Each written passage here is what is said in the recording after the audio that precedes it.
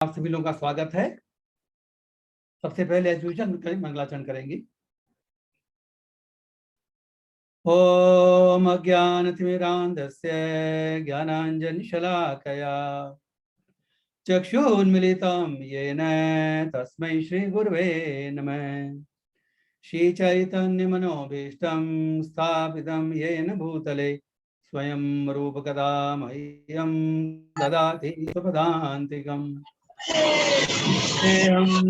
श्रीगुरो शुद्धकमलं श्रीगुरुं वैष्णवांश्च श्रीरूपं साग्रजातं सहगणा रघुनाथान्वितं तं सजीवं साद्वैतं सावधूतं परिजनासहितं श्रीकृष्णचैतन्यदेवम् श्री राधा कृष्ण पादान सह गणललिता श्री विशाखान्वितांश्च हे कृष्णा करुणा सिंधो दीनबंधो जगत्पते गोपेश गोपिका कांत राधा कांत नमोस्तुते।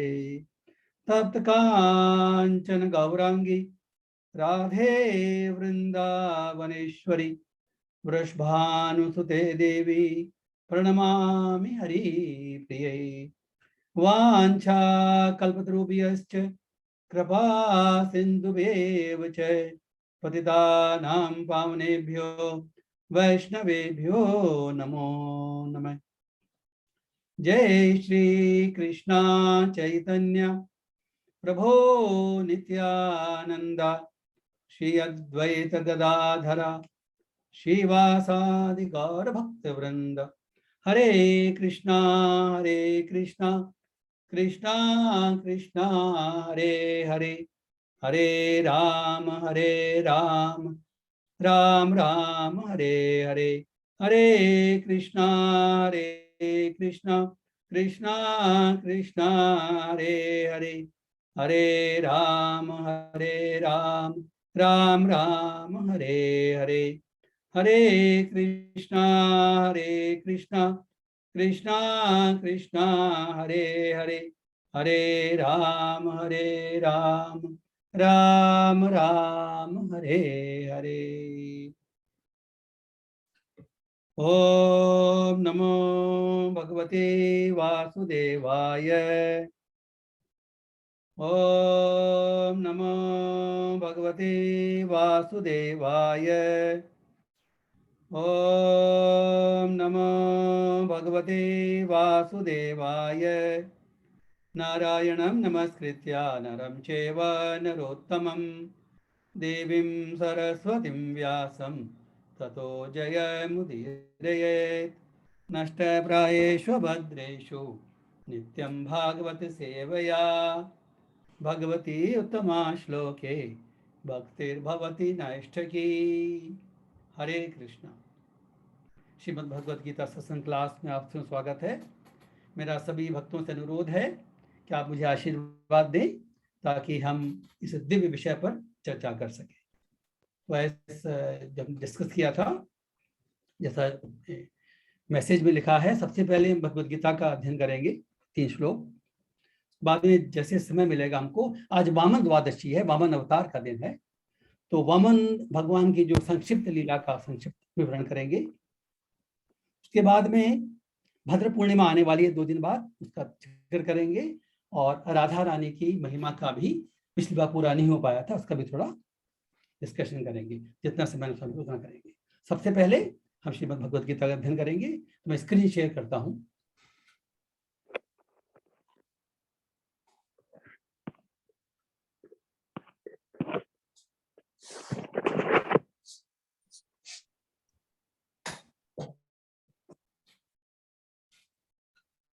हरे कृष्णा।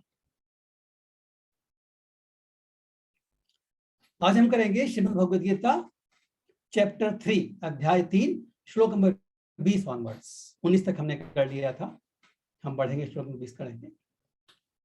कर्मणेभि संसिद्धिं आस्थिता जनकादय, आस्थिता जनकादय, लोक संग्रहम एवापि, लोक संग्रहम एवापि संपशन कर्तुम अर्हसि, संपशन कर्तुम अर्हसि। हरे कृष्णा। बात करेंगे। जनक जैसे राजाओं ने केवल नियत कर्मों को करने से ही सिद्धि प्राप्त की, अतः सामान्य जनों को शिक्षित करने की दृष्टि से तुम्हें कर्म करना चाहिए। दो श्लोक और करेंगे, इसके पहले थोड़ा बैकग्राउंड कर लेते हैं। देखिए, अभी तक जो भगवान ने जो चैप्टर 3 की शुरुआत की, पहले बताया कि कर्मयोग जो है ज्ञान योग से बेटर है, क्योंकि चैप्टर 2 में भगवान ने हर प्रकार के योग का, विशेष रूप से कर्म योग, सांख्य योग, ज्ञान योग का संक्षिप्त वर्णन किया था, तो अर्जुन थोड़ा कंफ्यूज हो गया। तो भगवान अभी एक्सप्लेन कर रहे हैं कि कर्म योग इज बेटर देन ज्ञान योग। और अगर हम कर्मयोग करने के भी हमारी एलिजिबिलिटी नहीं है, योग्यता नहीं है, तो हमको कर्मकांड की प्रैक्टिस करनी चाहिए। कर्मकांड मीन्स जो कर्म करते हैं भौतिक इच्छाओं की पूर्ति के लिए करते हैं। और अगर हम ज्ञान योग के लिए क्वालिफाइड हैं, क्योंकि कर्मकांड के जब प्रैक्टिस करेंगे तो हम धीमे धीमे कर्मयोग की तरफ अग्रसर हो सकते हैं, निष्काम कर्मयोग की ओर अग्रसर हो सकते हैं। और फिर भगवान कह रहे हैं कि अगर, जैसे पिछली बार चर्चा की थी, आत्मतृप्ति, आत्मसंतुष्टि, आत्मरति जो ज्ञानी है, अगर तुम ज्ञान योग भी प्रैक्टिस कर सकते हो तो भी कर्म योग का पालन करना चाहिए टू सेट एग्जाम्पल। ये जो विवरण चल रहा है इस संदर्भ का, इसके पहले हमने देखा श्लोक नंबर 20 में हमने देखा था, ये 20 आज 19 में देखा था हमने।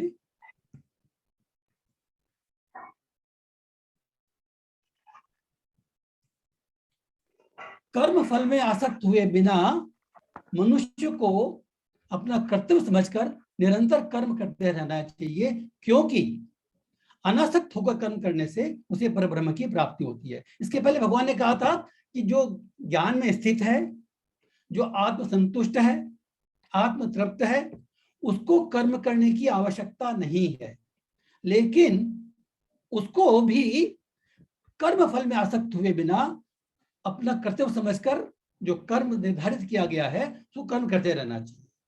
क्योंकि अनासक्त, जो मेन पॉइंट इसमें है, जो देखने का हमको, ये भगवान ने सिद्धांत दिया है इसमें, अनासक्त कर्म होकर कर्म करने से उसे कर्म बंधन की प्राप्ति नहीं होती है, पर ब्रह्म की प्राप्ति होती है।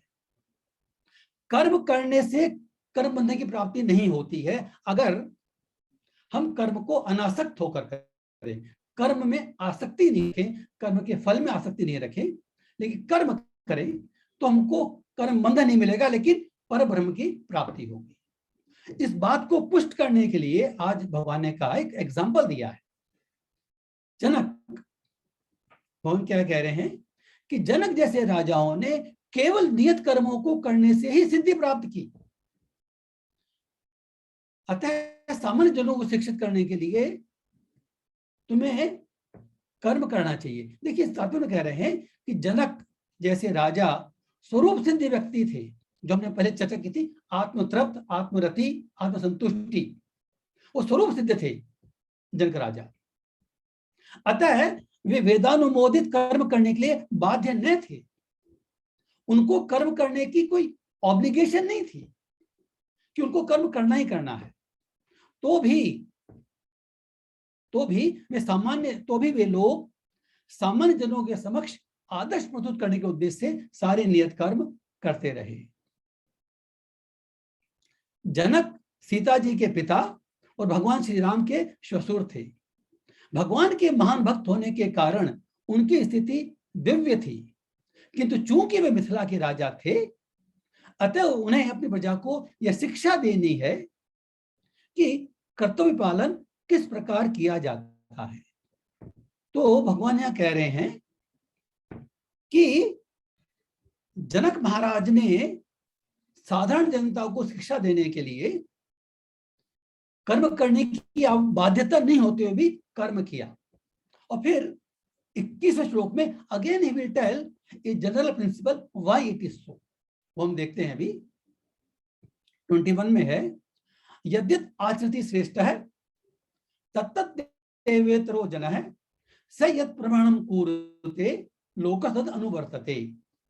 यद्यत आचरति श्रेष्ठ मीन्स जिस प्रकार महापुरुष जो जो आचरण करता है, यद्यत आचरति श्रेष्ठ, देन तत्तत् देवेतरो जनः, मतलब क्या है कि सामान्य व्यक्ति उसी का अनुसरण करते हैं। तत्तत् देवेतरो जनः, जो बाकी लोग हैं उन्हीं का अनुसरण करते हैं। से स यत् प्रमाणम कुरुते लोकः तद् अनुवर्तते। स यत् प्रमाणम कुरुते, लोग वह अपने अनुसरणीय कार्यों से जो आदर्श प्रस्तुत करता है,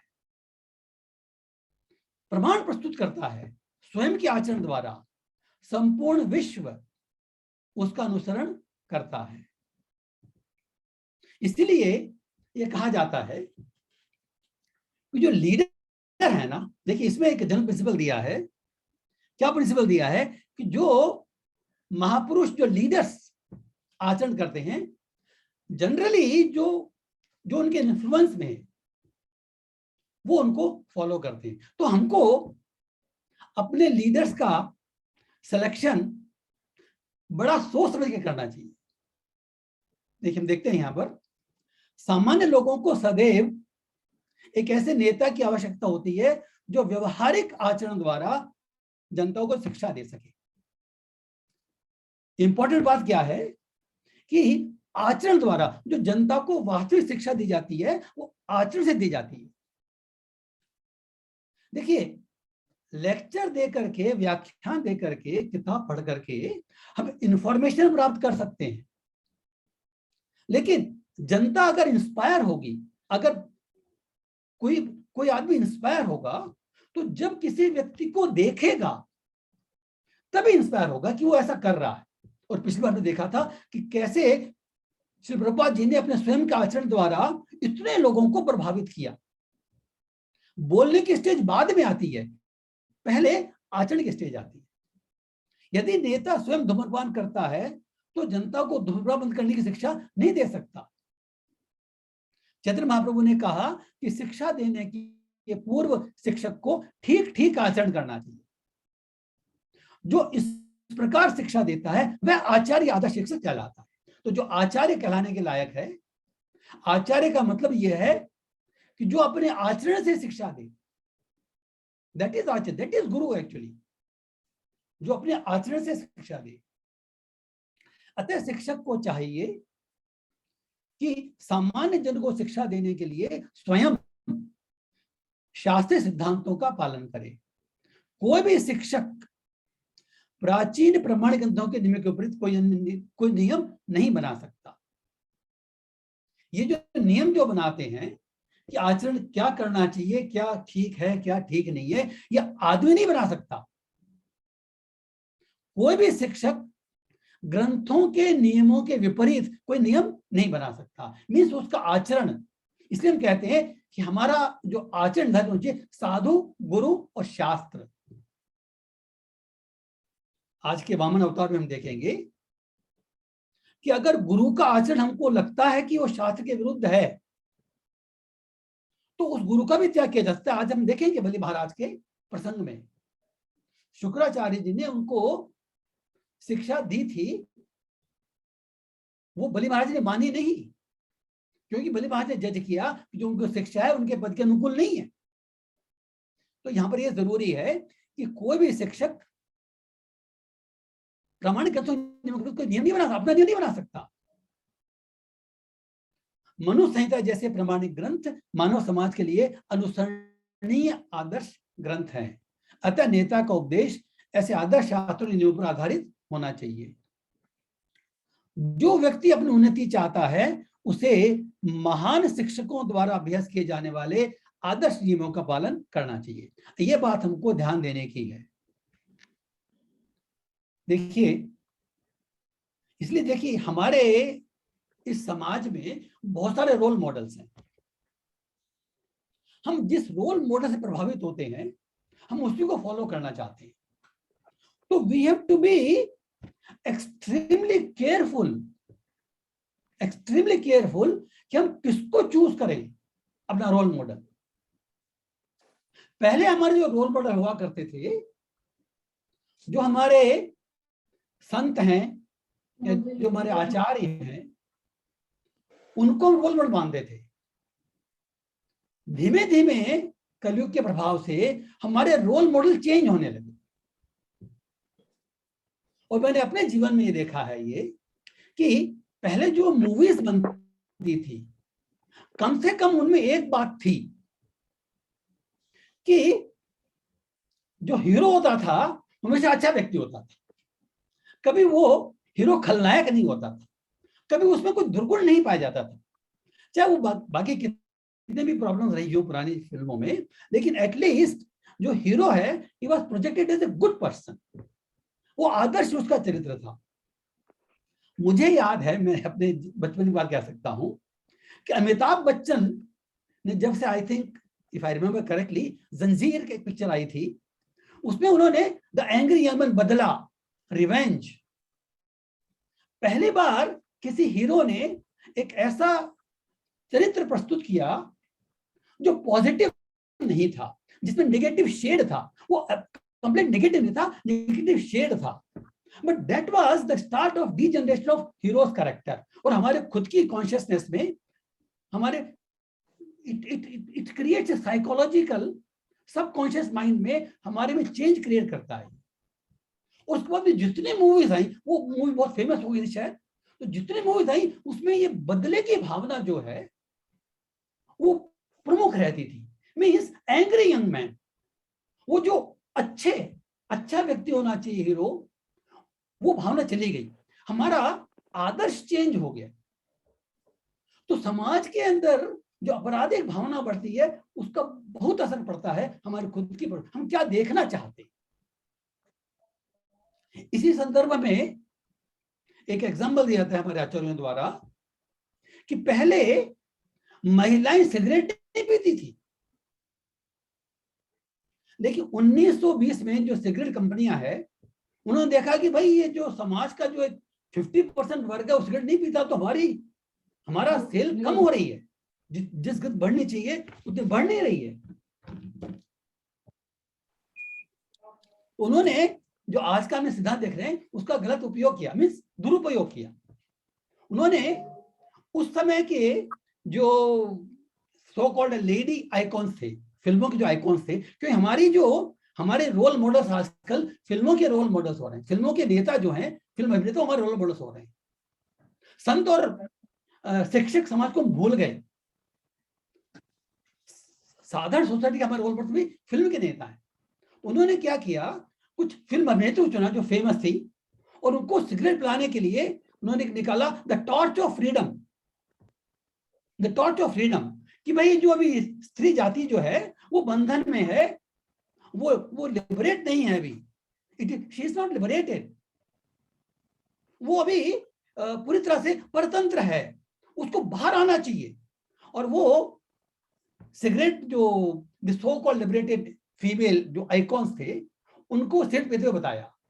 और उनको सिगरेट देख करके जो रोल मॉडल हमारे फिल्म में अभिनेता होते हैं, वो मैनी फीमेल्स, स्त्री वर्ग जो है, उन्होंने सिगरेट पीना शुरू कर दिया। यह ज्यादा आचरित श्रेष्ठ है, क्योंकि हमने अपना रोल मॉडल उनको चूज कर रखा है।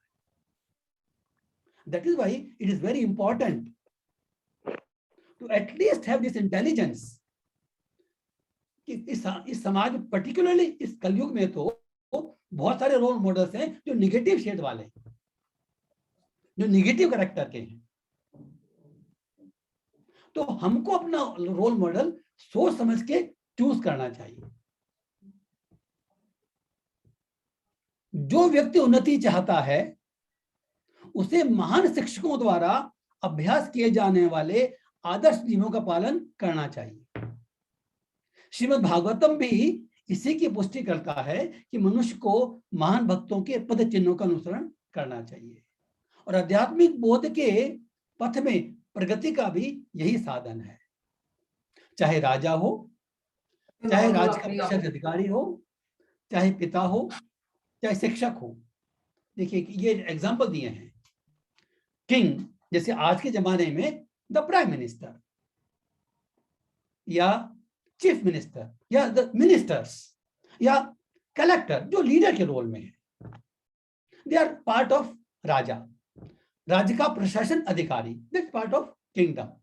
या पिता, father, father is the first शिक्षक इन द फैमिली। अगर फादर, उसका अगर आचरण सही नहीं होगा तो अपने बच्चों से एक्सपेक्ट नहीं कर सकता वो कि उनका आचरण सही हो, शिक्षा देके नहीं कर सकता वो। तो यहाँ पर दिया राजा या प्रशासनिक अधिकारी मीन्स लीडर, पिता या शिक्षक the teacher, see they are the natural leaders, they are the natural, ये अब सब अबोध जनता के स्वाभाविक नेता माने जाते हैं, नेचुरल लीडर्स। इन सब का अपने आश्रितों के प्रति महान उत्तरदायित्व रहता है। This is the point to understood.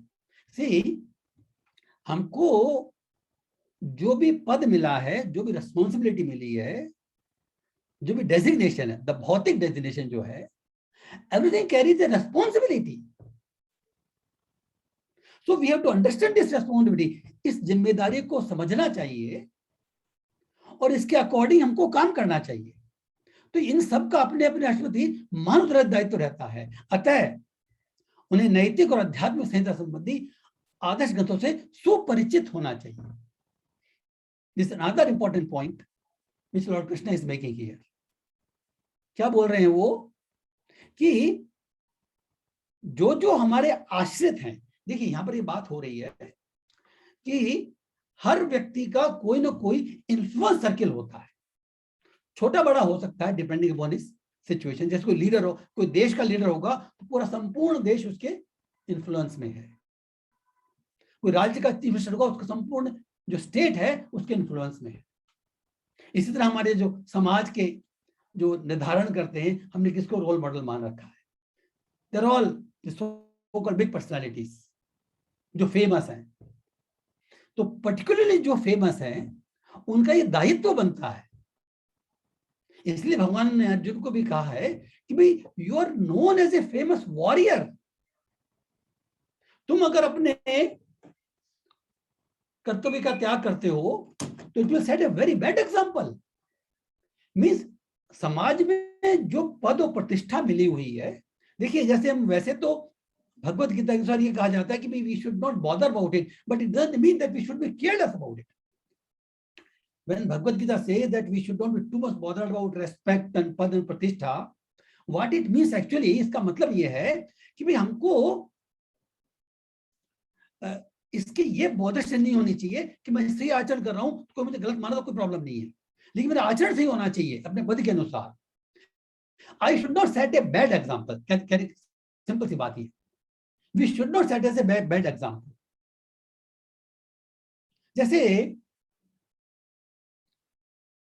जैसे नेता की बात कर ली हमने, जैसे suppose we are called ISKCON people.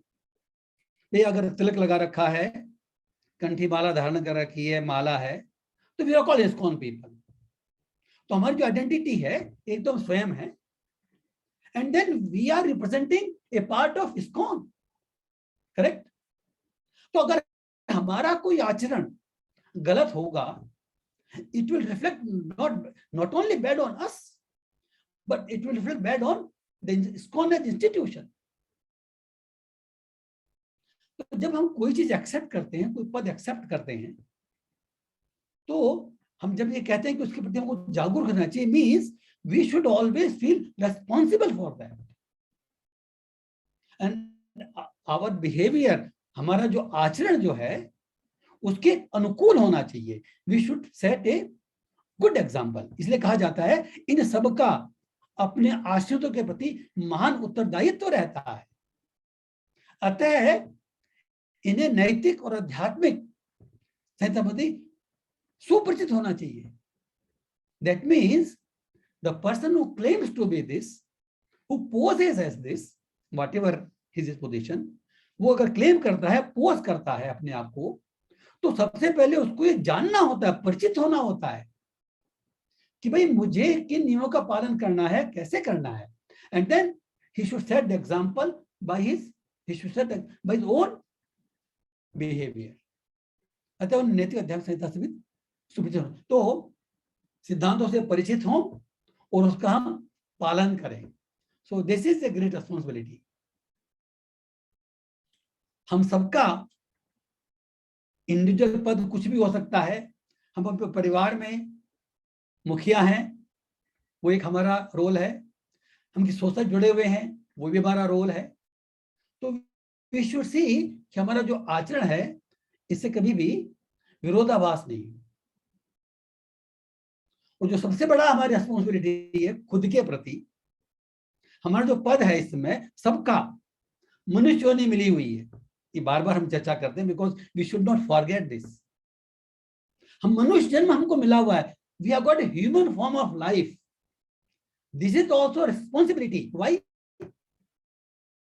जो फ्री विल दी है भगवान ने वो केवल मनुष्य जीवन के लिए ही दी है. भगवान ने भगवत गीता का पूरा उपदेश दे दिया अर्जुन को. उसके बाद में क्या कहा? यथेच्छसि तथा कुरु इदिते ज्ञानम आख्यातम गुह्यात् गुह्यतरम मया विमर्शेत अशेषेण यथेच्छसि तथा कुरु. ये आई थिंक 18 चैप्टर का 67 श्लोक है कि भाई मैंने तुम्हें ज्ञान बतला दिया. इसके अतिरिक्त ज्ञान गुह्यात् गुह्यतरम मया, इससे गुह्य कोई ज्ञान नहीं है. जितना ज्ञान मुझे देता हूं दे दिया. तुम क्या करो? विमर्शेत अशेषेण, इस पर मनन करो. किस तरह से मनन करो? अशेषेण, कोई चीज बचनी नहीं चाहिए, आत्मसात करना चाहिए. विमर्शित अशेषेण. फिर यथेच्छसि तथा कुरु, फिर तुम्हारी जो मर्जी हो वो करो. क्योंकि हमारे को ह्यूमन फॉर्म ऑफ लाइफ में एक बेसिक फ्रीडम ऑफ एक्शन मिली हुई है. ये एक बहुत बड़ी जिम्मेवारी है. इसलिए भगवान ने कहा यथेच्छसि तथा कुरु बोलने के पहले क्या कहा कि मैंने जो तुमको ज्ञान बताया है उस पर मनन करो, अध्ययन करो, आत्मसात करो. विमर्शेत अशेषेण, और फिर यथेच्छसि तथा कुरु. क्योंकि हमारी जो फ्री विल है ये बेसिक कंस्टिट्यूएंट है. ये जो जीव है, हर एक जीव में कुछ ना कुछ फ्री विल होती वैसे तो. लेकिन जो मनुष्य जीवन में फ्री विल नए कर्म करने की मिली हुई है.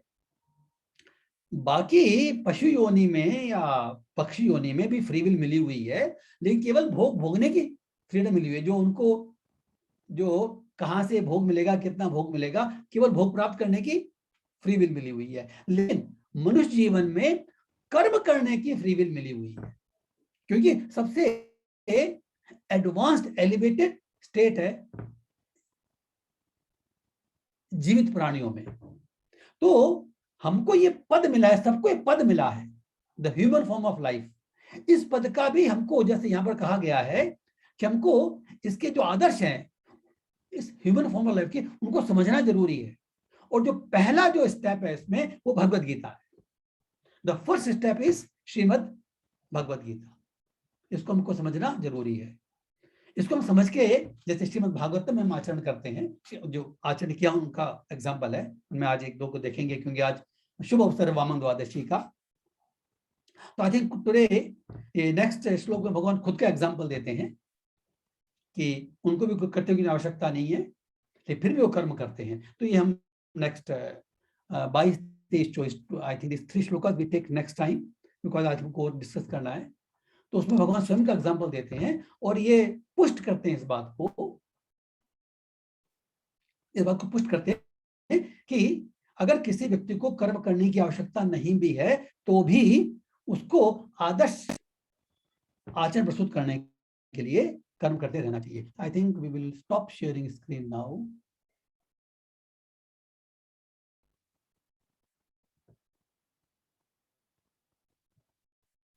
ओके, हरे कृष्णा. तो आज का जो श्रीमद् भगवद गीता सेशन है आज हम कंक्लूड करेंगे। अगर किसी भक्त का कोई प्रश्न है इस श्रीमद् भगवद गीता पर तो हम डिस्कस कर सकते हैं। देन वी गो फॉर, आज वामन द्वादशी का अवसर है, उस पर चर्चा करेंगे, वामन अवतार भगवान की चर्चा करेंगे and then will go the topics. तो किसी भक्त का कुछ भी कोई भी प्रश्न है तो हम बात कर सकते हैं। The session is open for maybe 5-10 minutes. Hare Krishna prabhu ji. Hare Krishna, Hare Krishna. Yes, Hare Krishna. Prabhu ji, Vamana Dwadashi पे आज क्या करना चाहिए था? वामन द्वादशी एक्चुअली जो फास्टिंग तो कल एकादशी को हो गई, हाँ तो जी। वामन भगवान की अवतार कथा पढ़ लेंगे, सुन लेंगे, so that is enough for today. क्योंकि जब किसी भी कोई अवसर होता है तो उस समय उससे रिलेटेड जो कथा है वो जरूर सुननी चाहिए, पढ़नी चाहिए। तो श्रीमद् भागवतम में आती है ये वामन द्वादशी की कथा, वामन अवतार की कथा 8वें स्कंद में आती है, तो उसका सारांश में हम देखेंगे। So then we have celebrated Vamana Dwadashi. ठीक है, मतलब आज के दिन वामन वामन भगवान का प्रादुर्भाव हुआ था। हाँ हाँ, correct correct correct correct, Vaman, इसलिए कहते हैं वामन द्वादशी। तो इसे चर्चा करेंगे हम।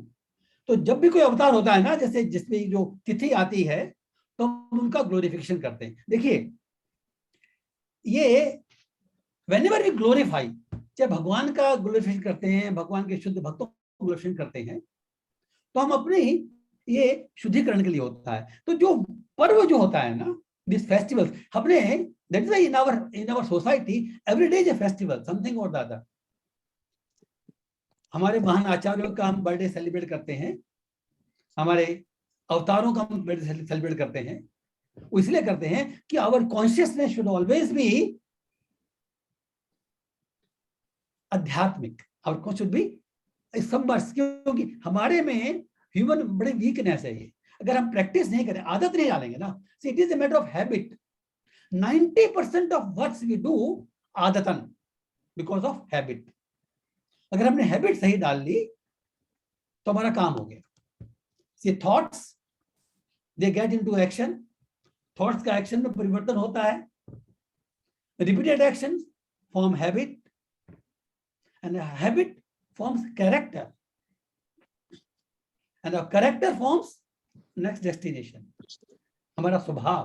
तो इट इज वेरी इंपॉर्टेंट कि थॉट्स हमको ठीक रखने चाहिए। Thoughts will get converted into actions, repeated actions will make habits. इसलिए जो हरे कृष्ण मंत्र जप करते हैं, ये हैबिट फॉर्मिंग भी है और साथ में शुद्धिकरण भी है। This is the beauty of this. जैसे किसी भक्त को ठोकर लगी तो निकले, अगर वो ज्यादा पूरे दिन भर सोचता रहता है हरे कृष्णा कृष्णा, छींक आई तो कृष्णा निकलता है, तो बोला जब अंतिम समय होगा ना तो कुछ कुछ होता है हमको, तो then we will remember Krishna. And if you don't remember Krishna also, Krishna will remember us. भगवान सुनने, ये एक आलवार हुए साउथ इंडियन में, नाम भूल गया अभी, एक आलवार हुए हैं, तो उन्होंने कहा है, आई थिंक कोई राजा थे वो, उन्होंने कहा है कि भाई मैं अभी हेल्दी स्थिति में हूँ, मैं आपको, मेरा चिंतन, मेरी बुद्धि, मेरा मन सही काम कर रहा है, मेरी वाणी सही काम कर रही है, बुढ़ापा पता नहीं क्या होगा, मुझे आप अभी ले जाओ। At this stage I want to leave because I can think about you, I can talk about you. भगवान आश्वासन देते हैं कि जब हम हेल्दी हैं तब हम भगवान के बारे में सोचते हैं, चिंतन करते हैं, तो मृत्यु के समय वो हमारे को रिमेंबर करेंगे। एंड इट इज सेड आचार्यास, जब हम मंदिर में दर्शन करने जाते हैं तो जितनी आतुरता से हम जाते हैं दर्शन करने के लिए, उससे अधिक आतुरता भगवान को, हमको देखने की होती है। भगवान भी हमारे दर्शन करना चाहते हैं, इसीलिए जब हम जाएं दर्शन करने के लिए आंखें बंद नहीं करें। मंदिर जाते हैं दर्शन करने के लिए, आंखें बंद करने के लिए नहीं। और आचार्य शिक्षा देते हैं कि हमको दर्शन करने की विधि है, दर्शन करने की विधि है। वी शुड स्टार्ट, जो भगवान के जो विग्रह है, जो डेटी बोलते हैं, जो विग्रह हैं, उनका दर्शन हमको उनके चरणों से करना चाहिए। सबसे पहले हमको चरण के दर्शन करने चाहिए and then we should come up slowly and we go up to face, and we should see all the paraphernalia, लेकिन प्रभु जी हम जाते हैं तो सीधा पहले फेस का दर्शन करते हैं। एनीवे, आचार्य ने बताया हमको, तो उसका पालन करना चाहिए हमको। हाँ जी। तो हम चरणों दर्शन शुरू करें, पहले प्रणाम करें, फिर चरणों दर्शन शुरू करें, एंड देन वी शुड, वो कंसंट्रेट होकर दर्शन करना चाहिए। वी शुड फोकस ऑन दर्शन। दर्शन करना प्रभु भी, जी, यस हाँ जी। यस यस, ये प्रभु बोलो। जी उनका तो पैर जो है वो ड्रेस से पूरा ढका हुआ रहता है, दिखता भी नहीं है। नहीं नहीं नहीं, वो राधा रानी का ढका रहता है। वो खाली गोपाष्टमी दिन आपको जब दर्शन हो सकते हैं राधा रानी के। राधा रानी के चरणों दर्शन करने हो तो गोपाष्टमी दिन जाना पड़ेगा आपको। लेकिन भगवान और कृष्ण के और राम के, भगवान के चरण है हमेशा खुले रहते हैं। अच्छा, वन मोर क्वेश्चन प्रभु जी। प्रभु जी हाँ। मैं अभी ना मथुरा वृंदावन गए थे, तो वहां पे सब लोग जैसे भगवान इधर हैं, सामने में हैं, और प्रणाम उधर कर रहे थे। जितना भी ये हरे कृष्णा वाले थे सारे उधर की साइड प्रणाम। तो मैं पूछी भगवान तो इधर है, तुम लोग सब प्रणाम इधर करते हैं सब? कहते हैं ऐसे होता है। तो ये तो प्रभु जी मेरे तो समझ में नहीं आया। अब मैं यहाँ करती हूँ तो मुझे बड़ा अटपटा सा लगता है कि भगवान तो इधर है और प्रणाम इधर हो रहा है, ऐसा क्यों प्रभु नहीं, जी? प्रणाम भगवान को किया जाता है, वो भगवान को हाँ। हम लेफ्ट में रख के करते हैं। एक्चुअली हम भगवान की शक्ति हैं, जैसे energy, we are also energy of the lord. तो शक्तिमान को प्रणाम करते हैं तो उनको लेफ्ट में रखते हैं, वाम भाग में रखते हैं। तो हम भगवान को प्रणाम करते हैं, भगवान को लेफ्ट में रखे। अगर शिव जी को प्रणाम करेंगे तो राइट में रखे करेंगे। सम्मुख जो प्रणाम करते हैं केवल गुरु ग्रंथ को करते हैं। दंडवत प्रणाम करते हैं, दंडवत प्रणाम, वो आचार्यों को, गुरुजनों को दंडवत करते हैं सामने से। लेकिन प्रभु जी घर में तो शेरावाली माता भी है, शिव जी भी है और कृष्णा भी है। अभी किसको लेफ्ट में राइट में एक बार प्रणाम कैसे करूं बताइए? कोई बात नहीं, आप कर लो, कैसे भी कर लो। जो नियम अच्छा। बताया मैंने आपको कि जो विष्णु तत्व है हाँ जी। उनको हम, वो उनकी हम शक्ति हैं, इसलिए उनको हम लेफ्ट में रख के प्रणाम करते हैं। आचार्य ने हमको उपदेश दिया है। और जो शिव जी जो है उनको राइट में रख के प्रणाम करते हैं, और जो आचार्य लोग हैं उनको हम सम्मुख प्रणाम करते हैं। But we should not go into too much of technicalities. भगवान इस भावग्राही जनार्दन।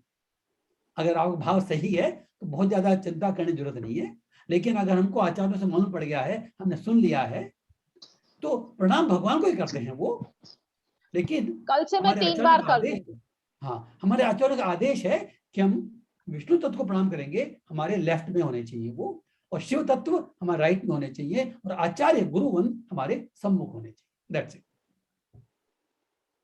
हरे कृष्ण। थैंक्स। हरे। ये अब सब हम करेंगे। वामन द्वादशी जो है, हाँ हाँ हाँ, अ, यस। इस दिन मतलब बलि महाराज को नरक में उन्होंने धकेला था या उनका जन्म हुआ था? नहीं, आज इस दिन उनका जन्म हुआ था। वामन जन्म हुआ द्वादशी था का मतलब अवतरण हुआ था। कश्यप ऋषि और अदिति, अदिति, यस, हाँ, उनके पुत्र थे ना सब ये। यस, करेक्ट करेक्ट, हाँ, तो ये इस दिन मतलब उनका जन्म हुआ था। Yes yes. फिर उन्होंने जो है बलि को नरक में कैसे, मतलब कब कब किस अब दिन? चर्चा करते हैं, इसकी चर्चा करते हैं। जी जी जी जी। देखिए, अभी कथा के हिसाब से कर रहे हैं, तो लास्ट में अगर कोई बात, कोई डाउट और पूछेंगे हम बात कर सकते हैं। कथा के हिसाब से कर रहे हैं। असुर, उसमें असुरों का शासन था स्वर्ग के ऊपर। बलि महाराज जो है ना, he is a great king, असुर किंग है। लेकिन उनका जो वंश है ना, वो प्रहलाद महाराज के पौत्र हैं। हिरण्यकशिपु हिरण्याक्ष जो वंश है उनके वंश में है। प्रहलाद महाराज के पुत्र हैं विरोचन, और उनके पुत्र हैं बलि। तो प्रहलाद महाराज जो हैं वो स्वयं भगवान के बड़े भक्त हैं, हमने चर्चा की है पहले। उनके पौत्र हैं बलि। तो ये बहुत बलशाली थे। इन्होंने स्वर्ग पर अधिग्रहण कर लिया था। तो स्वर्ग के देवता दुखी थे उस समय। तो जो अदिति माता थी, जो देवताओं को जन्म दिया जिन्होंने, तो वो दुखी थी। तो उन्होंने कश्यप से पूछा कि भाई मैं क्या करूं। तो पहले कश्यप ने उनको समझाने की कोशिश की, आध्यात्मिक भौतिक जिद चर्चा नहीं करेंगे, टाइम नहीं है अपने पास। लेकिन जैसे कि हमारा जो ममत्व बना रहता है, तो उन्होंने एक पयोव्रत बताया पयोव्रत का अदिति माता को पयोव्रत विधि पूर्वक करने का विधान बताया। बोला तुम पयोव्रत करो भगवान को प्रसन्न करने के लिए। उन्होंने कहा कि बेसिकली कुछ भी काम करो भगवान को प्रसन्न करना चाहिए, तुम पयोव्रत करके भगवान को प्रसन्न करो। पयोव्रत किया उन्होंने, डिटेल में वर्णन दिया है श्रीमद् भागवत में, आज चर्चा नहीं करेंगे। बेसिकली इसमें क्या होता है कि कुछ समय लाइक 12 to 15 डेज दूध पर निर्भर रहना पड़ता है पर्टिकुलर पीरियड में। And there are so many other तरफ, वो आज के जमाने में रिकमेंडेड नहीं है। आज के जमाने में जो रिकमेंडेड है, एकमात्र जो व्रत करते हैं हरे कृष्ण महामंत्र करते हैं और एकादशी का व्रत करते हैं, और जो हमारे जो पर्व आते हैं जन्माष्टमी, गौर पूर्णिमा, बलराम पूर्णिमा, इन सब का व्रत कर, that's it, no need to go for that. So उन्होंने व्रत किया तो भगवान ने उनको वरदान दिया कि मैं तुम्हारे पुत्र रूप में आऊंगा, पुत्र रूप में प्रकट हुए। शॉर्ट में करते हैं।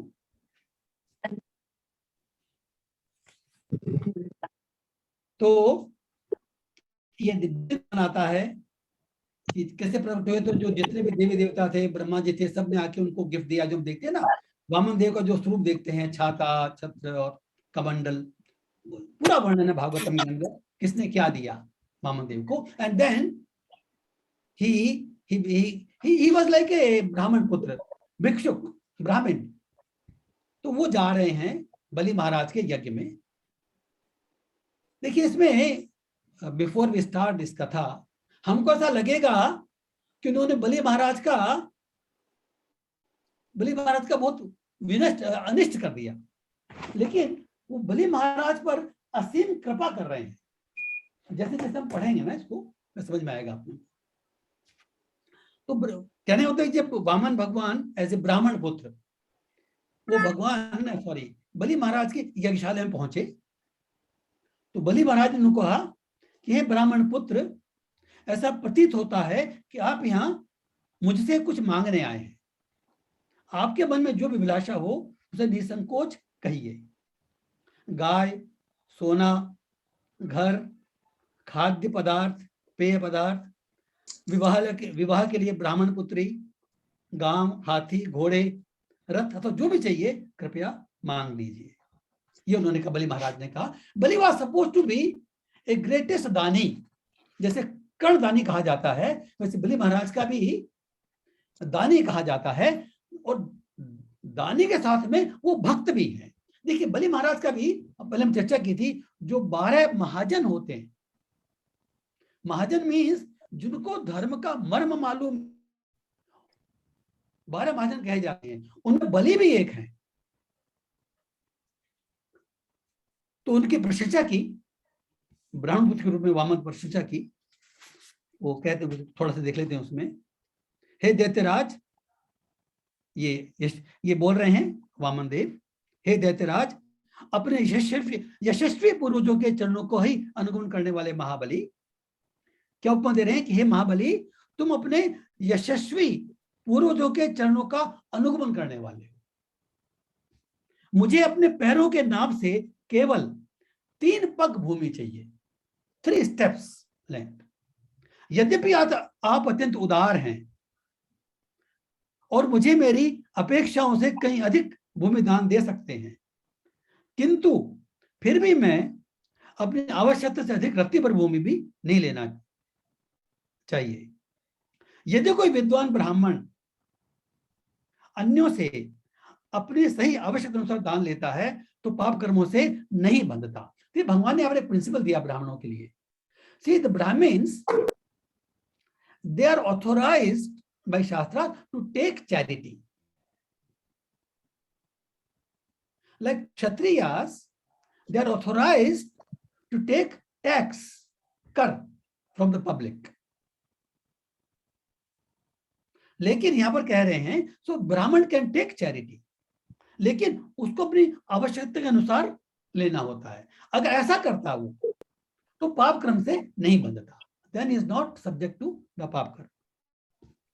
बलि महाराज ने उत्तर दिया कि भाई तुम देखने में तो तुम्हारे वचन जो हैं वो तो बड़े विद्वान और बड़े व्यक्ति जैसे हैं, लेकिन तुम्हारी बुद्धि अभी भी बचकानी है, बच्चे वाली, कच्ची है। मैं तीनों लोकों का स्वामी हूं, बलि महाराज बोल रहे हैं, और तुम्हें भूमंडल के 7 द्वीपों में से एक द्वीप तक दे सकता हूं। तुमने यहां आकर मुझे अपने दर्शन और वचनों से प्रसन्न किया, लेकिन तुम्हारी बातें जो है वो मूर्खता भरी हैं। तुम ज्यादा बुद्धिमान नहीं हो। क्यों बोल रहे हैं बलि महाराज? हे बालक, एक बार मेरे सामने हाथ फैलाने वाले को पुनः किसी के सामने हाथ फैलाने की आवश्यकता नहीं पड़नी चाहिए। उन्होंने कहा, बलि महाराज ने कहा कि भाई एक बार तुमने मुझसे मांग लिया ना, इतना मांग लो कि बाद में किसी के आगे हाथ न फैलाना पड़े। इसलिए कृपया तुम्हें जितनी चाहिए उतनी भूमि दान में मांग लो। तो भगवान ने कहा, ये थोड़ा लंबा चौड़ा है, हम शॉर्ट में करेंगे इसमें, कि असंतोष इस भौतिक जगत का सह स्वभाव है। अपनी कामना और लोभ के वशीभूत लोग बारंबार जन्म मृत्यु के चक्र में भ्रमण करते रहते हैं, लेकिन जो व्यक्ति नियति द्वारा प्राप्त वस्तुओं से संतुष्ट रहता है वह इस संसार में मुक्ति का अधिकारी बन जाता है। नियति के द्वारा प्राप्त, इसका मतलब क्या है कि भाई भगवान कहना चाहते हैं कि हमारा स्वाभाविक कर्म है, हमारा स्वाभाविक प्रारब्ध है, कर्मों को भी त्यागना नहीं, हमने देखा ऑलरेडी। अपने कर्मों को करते हुए, स्वाभाविक कर्मों को पूर्ण निष्ठा से करते हुए जो हमको मिलता है वो हमारा प्रारब्ध है, उसमें हमको संतुष्ट रहना आना चाहिए। We should not compare ourselves with others. हर व्यक्ति का कर्म, हर व्यक्ति का प्रारब्ध अलग अलग है। विधाता द्वारा देखिए जो संतुष्ट रहता है वह संसार से मुक्ति का अधिकारी बन जाता है। अगर कोई इस तरह का काम करता, मीन्स ही वर्क्स, जो उसकी स्थिति है वो काम करता है, जो मिलता है उसमें संतुष्ट रहता है, तो वह मुक्ति का अधिकारी बन जाता है। दूसरी ओर असंतुष्ट ब्राह्मण की अध्यात्म शक्ति उसी प्रकार नष्ट हो जाती है जिस प्रकार पानी छिड़कने से अग्नि बुझ जाती है। अगर असंतोष है तो हमारी आध्यात्मिक शक्ति भी नष्ट हो जाएगी। आध्यात्मिक प्रगति के लिए संतोष एक मुख्य पहलू है। इसलिए हे राजन, मैं केवल 3 पग भूमि ही चाहता हूं। I want only 3 steps. Bali Maharaj ने मुस्कुराते हुए उत्तर दिया, ठीक है, जैसे तुम्हारी इच्छा। और अपने वचनों को पूरा करने के लिए उन्होंने जलपात्र उठा लिया।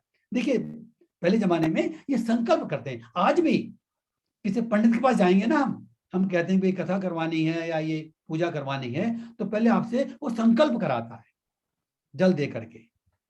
उस संकल्प के माध्यम से हम ये कहते हैं कि मैं ये पूजा संपन्न करने जा रहा हूं, इस ब्राह्मण के माध्यम द्वारा मैं इसका संकल्प लेता हूं।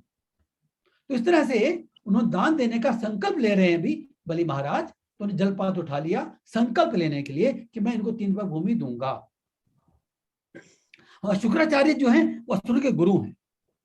वहां शुक्राचार्य भगवान विष्णु के उद्देश्य को जान गए। जब उन्होंने देखा कि उनका शिष्य भगवान वामन देव को सर्वस्व दान देने जा रहा है, शुक्राचार्य बात नहीं, ये जो ब्राह्मण पुत्र है ये स्वयं विष्णु है, इज नॉट ऑर्डिनरी ब्राह्मण बालक। तो उन्हें आगाह करते हुए बोले, उनको क्वेश्चन किया, अरे विरोचन नंदन, हमने देखा कि प्रहलाद के पुत्र हैं विरोचन, विरोचन के पुत्र हैं बलि। अरे विरोचन नंदन, बोने के रूप में यहां आया यह ब्राह्मण वास्तव में भगवान विष्णु हैं। यह कश्यप और अदिति के पुत्र बनकर यहां देवताओं का स्वार्थ सिद्ध करने के लिए आए हैं। इनके ब्रह्मचारी रूप से धोखा मत खा जाना। यह तुम्हारी सारी भूमि, धन, सुंदरता, शक्ति और ख्याति छीन लेने के बाद तुम्हारे तीनों लोग तुम्हारे शत्रु इंद्र के हाथों में सौंप देंगे। अरे मूर्ख, वो शुक्राचार्य जी बोल रहे हैं बलि महाराज को, अरे मूर्ख, तुम नहीं जानते कि इस ब्राह्मण को 3 पग भूमि के वचन देकर तुमने कितनी बड़ी भूल की। इन 3 पैरों से ये तीनों लोगों को नाप लेगा। भगवान विष्णु को सब कुछ देने के बाद फिर तुम्हारी जीविका कैसे चलेगी? यह बोलना ब्राह्मण अपने 2 पैरों से समस्त भूमि और आकाश नाप लेगा। ये पहले आप बोल रहे हैं शुक्राचार्य जी। फिर तीसरे पग की भूमि देने के लिए तुम्हारे पास क्या बचेगा? मीन्स आगाह कर रहे हैं तुम अपना वचन पूरा नहीं कर पाओगे। तुम्हारे जितना भी साम्राज्य है ये 2 स्टेप्स में नाप लेंगे, तीसरा पांव कहां रखेंगे ये? फिर उन्होंने बोला, देखिए शुक्राचार्य जी भी भाई वो आचार्य हैं, यहां पर वो भगवान से विमुख कर रहे हैं, इसलिए वो गलत रास्ते, he is going in the wrong direction. वो भली बात समझेंगे ये बात, लेकिन अपनी बात को पुश करने कह रहे हैं कि भाई जब तक, इन्होंने शास्त्र एग्जाम्पल किया कि जब तक कोई वचन ओम का उच्चारण करके नहीं किया जाता तब तक वचन वैध नहीं होता। तो उन्हें एक बोला बात बोली, उनको एक एस्केप वे दिया बलि महाराज को कि भाई तुमने जो अभी संकल्प किया ना उसमें ओम का उच्चारण नहीं किया, तो जो तुम्हारा वचन है ये वैध नहीं है, लीगल नहीं है, ये तुम तोड़ सकते हो। Indirectly is telling that you can break this. और फिर उन्होंने कहा, और बहुत सारे exam, we will not go into detail, बहुत उन्होंने इस बात को पुश करने के लिए कहा। फिर उन्होंने ये भी कहा एक बात बड़ा, मेरी मानो तो ब्रह्मचारियों को दान देने से स्पष्ट बना कर दो। यद्यपि ऐसा करने तुम्हें थोड़ा झूठ बोलना पड़ेगा, बोल तो तुम्हें थोड़ा झूठ होगा, परंतु यह तुम्हारी रक्षा करेगा, यह झूठ तुम्हारी रक्षा करेगा। फिर वो कहते हैं, एक वो सिद्धांत बताते हैं, ये सिद्धांत जो है अर्थशास्त्र का है। क्या सिद्धांत है? स्त्री को अपने नियंत्रण में करने के लिए उपहास के समय, हंसी मजाक में, विवाह के लिए, विवाह के समय जो है ना पति पत्नी के जो परिवार वाले हैं एक दूसरे को बढ़ा चढ़ा कर बोलते हैं, ये है वो है, विवाह के समय, या during marriage also they do हास परिहास, जोक्स, जीविकोपार्जन के लिए, means to earn our living, स्वयं को संकट से उबारने के लिए। शुक्राचार्य जी बता रहे हैं कि इन कंडीशंस में झूठ बोली जा सकती है, स्वयं को संकट से उबारने के लिए, गायों और ब्राह्मणों की रक्षा के लिए, शत्रु के हाथों अपनी जान बचाने के लिए बोले गए झूठ की कहीं निंदा नहीं की गई है। तो कह रहे हैं कि भाई जो इन परिस्थितियों में जो झूठ बोला जाता है उसकी निंदा नहीं की गई है। Means he is prompting, he is inspiring बलि महाराज कि तुम वचन से मुकर जाओ। बलि महाराज ने सोचा, देखिए बलि महाराज का आप देखिए मानसिक स्थिति देखिए, मैं अपने गुरु की आज्ञा का उल्लंघन नहीं कर सकता। Normally we should not disobey the instruction of our guru. तो कह रहे हैं, अपने मन में सोच रहे हैं, अपने मन में सोच रहे हैं कि मैं अपने गुरु की आज्ञा का उल्लंघन नहीं कर सकता, परंतु जो हमने पहले बात बोली थी कि गुरु का आदेश शास्त्रों से सम्मत होना चाहिए, अनुकूल होना चाहिए, विमुख नहीं होना चाहिए। परंतु मैं देख रहा हूं कि शुक्राचार्य अपने गुरु पद से गिर चुके हैं। क्यों बोल रहे हैं ऐसा? क्यों सोच रहे हैं बलि महाराज ऐसा? शिष्य को भगवान विष्णु की शरण लेने की अपेक्षा वे उसे उनकी सेवा त्यागने की शिक्षा दे रहे हैं। भाई वो कह रहे हैं कि भगवान विष्णु है। सी बलि महाराज सोच रहे हैं, उन्होंने वो शुक्राचार्य जी कह रहे हैं कि भगवान विष्णु है, करेक्ट, तो मुझे इनकी सेवा करने में लगाना चाहिए उनको, मुझे कहीं सेवा त्याग दो। That means he has fallen down from the path of his guru. That's what he is thinking. गुरु के कर्तव्य से च्युत होने के कारण इनका त्याग करने में कोई अपराध नहीं है। सी जो भी हम डिसीजन लेते हैं सोच समझ के लेते हैं। तो बलि भाई सोचा कि अगर मैं अपने वचन को नहीं तोड़ूंगा इस समय तो गुरु का अपराध करूंगा, लेकिन अपने कर्तव्य से च्युत हो गए। कहां च्युत हो गए? गुरु का कर्तव्य है शिष्य को भगवान के सम्मुख लेके जाना, भगवान की सेवा में लगाना, न भगवान की सेवा से विमुख करना। दिस इज द प्राइमरी कर्तव्य ऑफ गुरु। अगर वो गुरु ऐसा नहीं है, that means he has fallen down from his पद of गुरु। इसलिए मेरे लिए यही श्रेष्ठ है कि इनकी परवाह न करते हुए हर प्रकार से भगवान को संतुष्ट करने का प्रयास करूं, और गुरु अवज्ञा का जो पाप होगा उसकी मुझे कोई चिंता नहीं। उनका गुरु अवज्ञा करूंगा मैं, लेकिन मुझे उसका पाप भी लगेगा, मुझे चिंता नहीं है। क्यों चिंता नहीं? क्योंकि मैं भगवान की सेवा कर रहा हूं। मनन चिंतन करने के पश्चात बलि महाराज ने शुक्राचार्य से कहा, हे गुरुदेव, मैं आपके कथनों से पूरी तरह सहमत हूं। देखिए वो भी he speak very intelligently। इसमें दो राय नहीं कि गृहस्थ को केवल उन धर्म नियमों को स्वीकार करना चाहिए जो उसकी जीविका और ख्याति में बाधक न हो। आप जो बोलो सही है, वो जो गृहस्थ है उसको स्वीकार करना चाहिए, परंतु मैं केवल लोभवश, फिर अपनी बात बोल रहे हैं, मैं लोभवश एक ब्राह्मण को दिए गए अपने वचन को कैसे तोड़ सकता हूं? क्योंकि मेरा क्या है, मेरा व्यवहार ये छल नहीं होगा। दिस विल बी छल, मीन्स व्हाट यू कॉल कपट बोलते हैं ना, छल, ठगना बोलते हैं। झूठ से बड़ा कोई पाप नहीं है। धरती माता कहती है कि मैं अपने शरीर पर भारी से भारी पर्वत का बोझ उठा सकती हूं, लेकिन झूठे व्यक्ति का नहीं। फिर दूसरी बात क्या है, मुझे अपने अपना जस्व दे रहे हैं, मुझे नरक, निर्धनता, समस्याओं के सागर, अपने पद से पतन अथवा स्वयं मृत्यु का भय नहीं है। मैं केवल किसी ब्राह्मण को धोखा देने से भयभीत हूं, क्योंकि हमारे पास जो भी आज संपत्ति है वह आज नहीं तो कल हमारे पास से चली ही जाएगी। इनडायरेक्टली अभी बलि महाराज शिक्षा दे रहे हैं कि भाई जो संपत्ति है जिसको हम अपना मानते हैं, आज ही तो कल जाएगी। जब किसी व्यक्ति की मृत्यु होती है तो सर्वस्व उसका हरण हो जाता है, चाहे वो चाहे चाहे नहीं चाहे। करेक्ट? आज निकल तो जाएगी ही। फिर क्यों न आप आज इस संपत्ति को इस ब्राह्मण को दान देकर पूरी तरह संतुष्ट न करें, तो हम आज ही क्यों नहीं दे दें? फिर उन्होंने एग्जाम्पल दिया, दधी जी शिवी, बहुत लंबा चौड़ा बोला। आगे इसका हमारे आचार्य ने एक्सप्लेन किया है कि बलि महाराज के हृदय में भक्ति के है बीज उनके दादा प्रहलाद महाराज ने बोया था। From where this thoughts have come? Prahlad Maharaj जो शुद्ध भक्त है, जो हम चर्चा कर चुके हैं, उनके पौत्र हैं। तो जो भक्ति का बीज है बलि महाराज में, प्रहलाद महाराज द्वारा बोया गया है।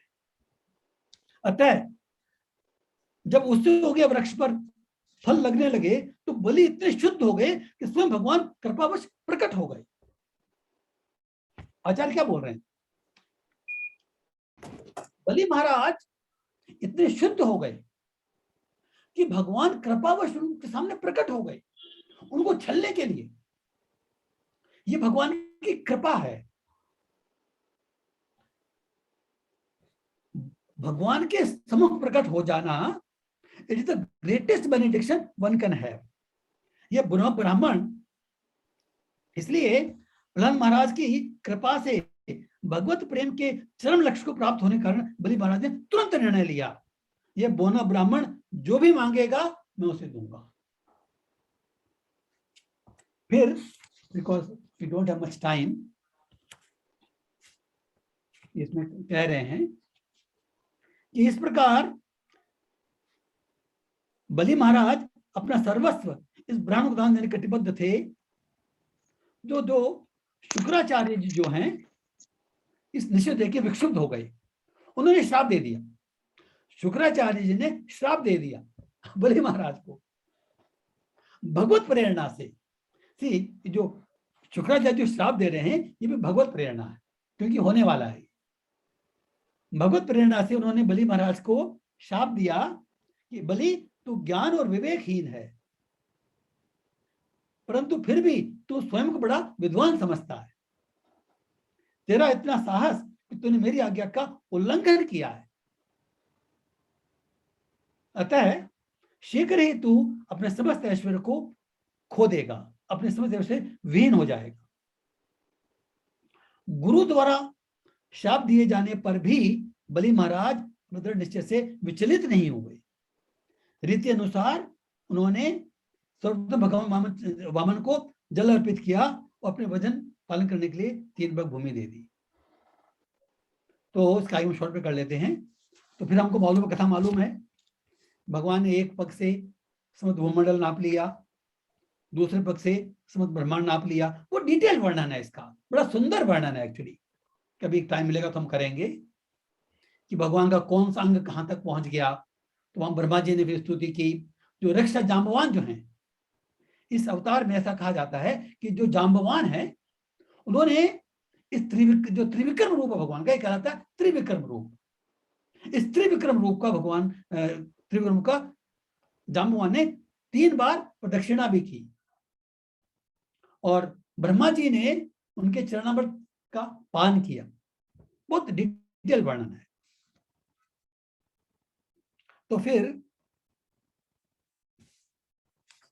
ये डिटेल कथा हम आगे नहीं कर सकते, टाइम बहुत कम है एक्चुअली।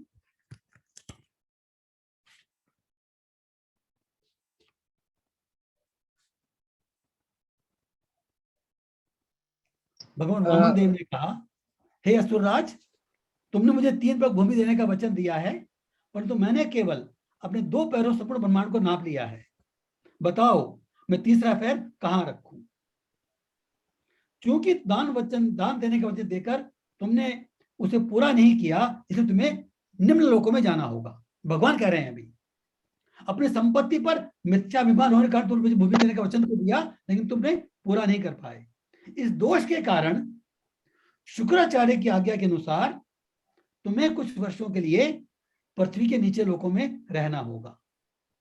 भगवान ने, देखिए ये इंपॉर्टेंट पॉइंट इसलिए हम कर रहे हैं, भगवान ने कृपावश बलि महाराज का सर्वस्व छीन लिया और संपूर्ण विश्व को अपने भक्त की सहनशीलता का प्रदर्शन करने के लिए भगवान ने उन्हें बंदी बना लिया। भगवान ने कहा कि you are criminal, you are अपराधी, उन्होंने बच्चों को देख पूरा नहीं किया, उन्होंने वरुण पास से बांध लिया। हमको लग रहा है भगवान कितना क्रूर है, भगवान कितने निर्दयी हैं, हमको लग रहा है। अभी उन्होंने कहा अब आगे सुनिए।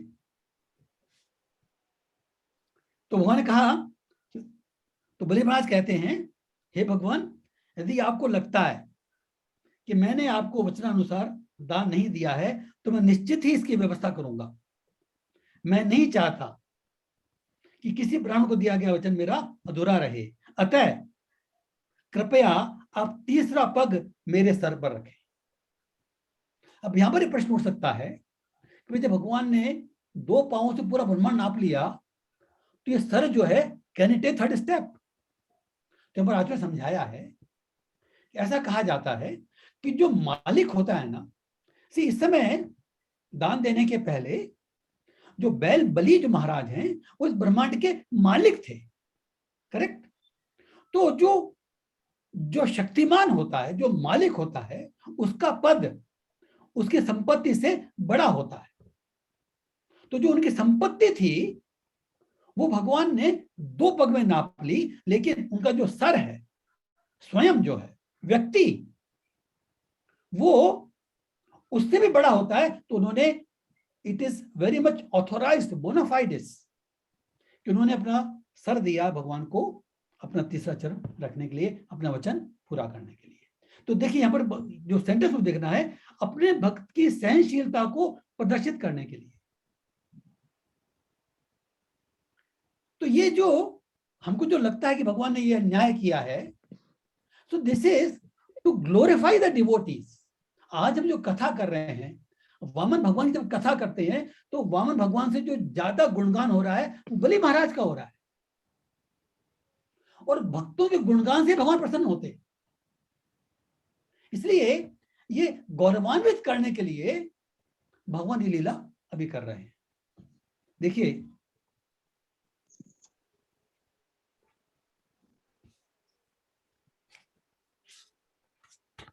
प्रहलाद महाराज आए, एट दैट टाइम जब बलि महाराज बंधे हुए थे तो प्रहलाद महाराज वहां आते हैं और वो भगवान को बोलते हैं,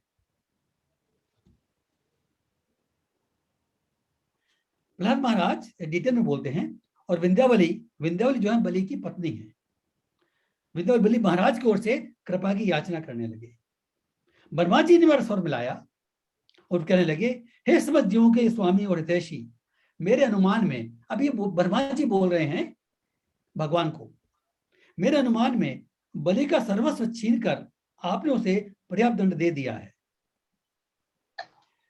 बलि ने अपने शरीर सहित अपनी संपूर्ण संपत्ति निसंकोच आपको समर्पित कर दी, अतः आप उन्हें मुक्त कर दें। भगवान वामन ने उत्तर दिया, ब्रह्मा जी, भौतिक ऐश्वर्य से अंधा होकर मूर्ख लोग प्राय पागल हो जाता है, और यहां तक कि वो मेरी सत्ता को भी चुनौती देने लगता है।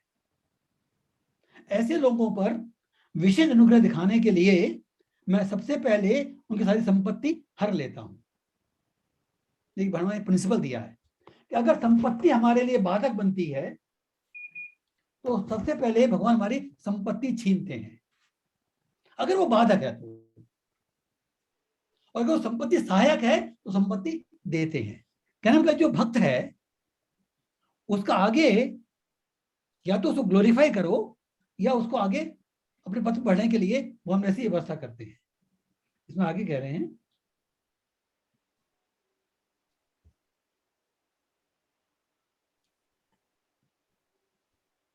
आज बलि महाराज ने सिद्ध कर दिया कि असुरों में सर्वश्रेष्ठ है। भगवान बोल रहे हैं अभी, मेरे द्वारा इतने कठिन परीक्षा दिए जाने पर भी वे अपने भक्ति निश्चय में पूरी तरह दृढ़ रहे। नाउ इज ग्लोरीफाइंग, भगवान हिमसेल्फ इज ग्लोरीफाइंग बलि महाराज। यद्यपि वे अपनी संपत्ति खो बैठे, अपने पद से गिर गए, अपने शत्रुओं द्वारा पराजित होकर बंदी बना लिए गए, अपने मित्रों स्वजनों द्वारा निंदित और गुरु द्वारा शापित हुए, क्या क्या नहीं हुआ बलि महाराज का, फिर भी उन्होंने सत्य का साथ नहीं छोड़ा। बलि महाराज की इस निष्ठा और धैर्य को देखकर मैंने उन्हें देवताओं के स्वर्गलोक से भी कहीं अधिक श्रेष्ठ सुतर लोक का राज देने का निश्चय किया है।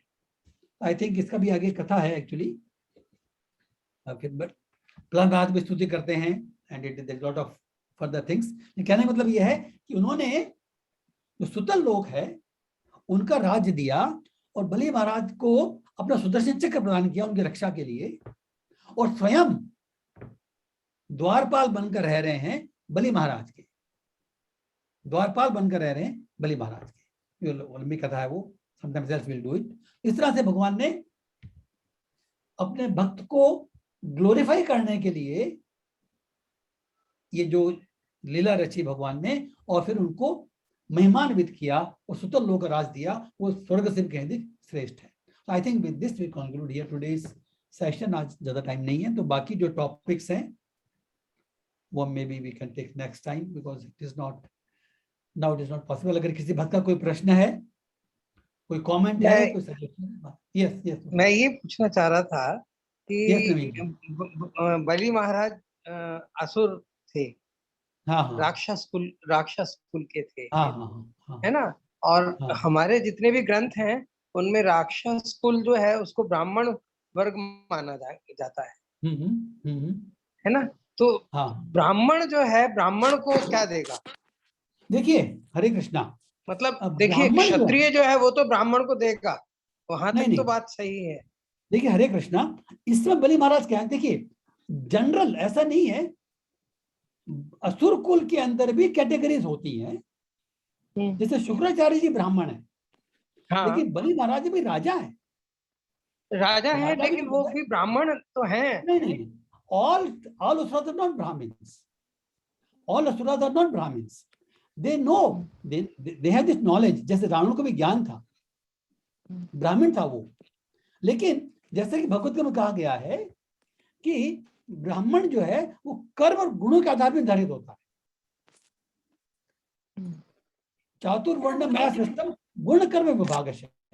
तो इस समय जो बलि महाराज रोल कर रहे हैं वो राजा का कर रहे हैं। बलि महाराज जो रोल है राजा का है, तो राजा कर लेता है और दान देता है, सिंपल। तो जो बलि महाराज का रोल जो है, ब्राह्मण ब्राह्मण करने की बात नहीं है इस समय।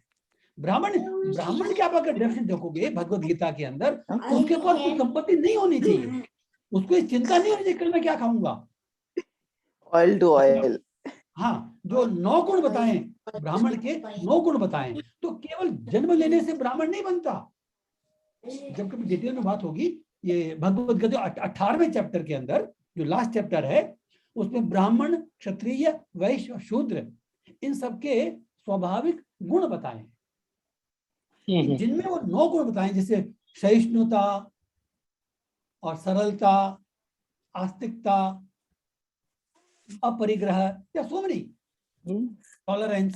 तो ये गुण अगर नहीं है तो ब्राह्मण नहीं कहला सकता। तो we can not call simply everybody as Brahmins. उनको हम कहते हैं शास्त्र में द्विज बंधु। जो ब्राह्मण परिवार में जन्म लेता है वो केवल द्विज बंधु कहलाता है, नॉट द्विज, नॉट ब्राह्मण। ब्राह्मण बनने के लिए उसको योग्यता हासिल करनी पड़ती है, ट्रेनिंग, स्किल। इवन जो क्षत्रिय पर जन्म लेता है तो क्षत्रिय बंधु। क्षत्रिय बनने के लिए उसको ट्रेनिंग लेनी पड़ेगी। ऐसे वैश्य परिवार में, ऐसे शूद्र परिवार में। तो ये केवल जन्म से निर्धारण नहीं होता है किसी भी वर्ग का। It has to be with proper training. बिल्कुल, वर्ण व्यवस्था में तो यही था कि जो कर्म कर रहा है उसी के अनुसार जाति होगी। एग्जैक्टली।